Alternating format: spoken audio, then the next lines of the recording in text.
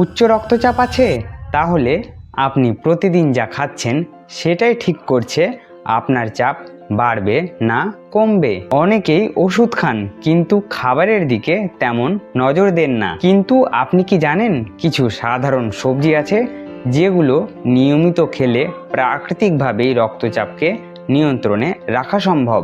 আজ আমি আপনাকে এমন কিছু সবজির কথা বলবো যেগুলো আপনি হয়তো প্রতিদিনই দেখেন কিন্তু এর আসল উপকারিতাই জানেন না।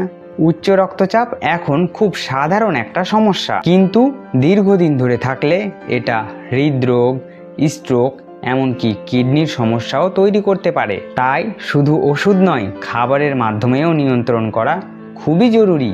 এক, পালং শাক। এতে থাকে পটাশিয়াম এবং ম্যাগনেসিয়াম, যা শরীর থেকে অতিরিক্ত সোডিয়াম বের করতে সাহায্য করে। তাই নিয়মিত পালং শাক খেলে রক্তচাপ অনেকটা নিয়ন্ত্রণে থাকে। অনেকেই জানেন না এটা হালকা সেদ্ধ করে কিংবা স্যুপ করে খেলে এর উপকারিতা আরও বেশি পরিমাণে পাওয়া যায়। দুই, লাউ। এটা খুবই হালকা এবং সহজে হজম হয়, আর এতে পানির পরিমাণও বেশি, যা শরীরকে ভেতর থেকে ঠান্ডা রাখে। একটা গুরুত্বপূর্ণ বিষয়, নিয়মিত লাউ খেলে শরীরের জলীয় ভারসাম্য ঠিক রাখে, যা রক্তচাপ নিয়ন্ত্রণে বড় ভূমিকা রাখে। তিন, বিট। বিটে থেকে নাইট্রেট, যা শরীরে গিয়ে নাইট্রিক অক্সাইডে রূপান্তরিত হয়। এটা রক্তনালীগুলোকে প্রসারিত করে, ফলে রক্তচাপ স্বাভাবিক থাকে। হয়তো আপনি জানেন না, সকাল সকাল বিটের রস খেলে এর প্রভাব সবচেয়ে বেশি লক্ষ্য করা যায়। চার, করলা। এটা শুধু ডায়াবেটিসের জন্য নয়, এটা রক্ত পরিষ্কার রাখতেও সাহায্য করে। নিয়মিত করলা খেলে রক্তনালীর কার্যক্ষমতা ভালো থাকে, যা পরোক্ষভাবে রক্তচাপ নিয়ন্ত্রণে রাখে। পাঁচ, টমেটো।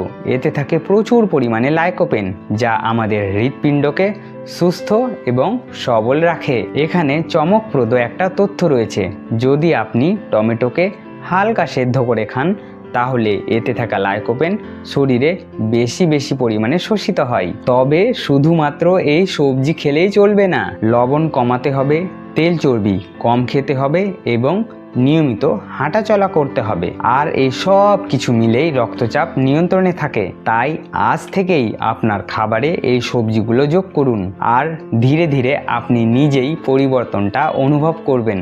কারণ আপনার শরীরের দায়িত্ব আপনারই। সুস্থ থাকুন, ভালো থাকুন।